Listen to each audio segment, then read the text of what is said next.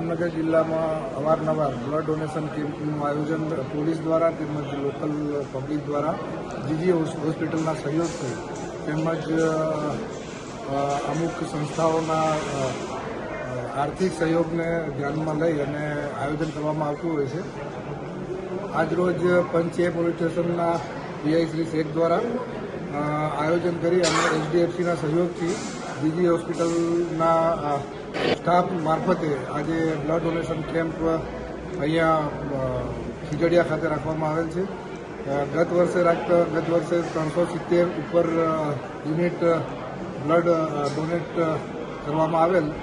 આ વખતે પણ અપેક્ષા છે કે તમામ જેટલા પણ બ્લડ ડોનરો છે તેઓને બોલાવી અને 500થી વધુ યુનિટનું બ્લડ ડોનેશન થાય અને લોકો સહયોગ આપે અને થેલેસેમિયાના બાળકોને મદદરૂપ થાય એવી અપેક્ષા છે. આ બ્લડ ડોનેશનના કેમ્પનું આયોજન કરવામાં આવેલ છે.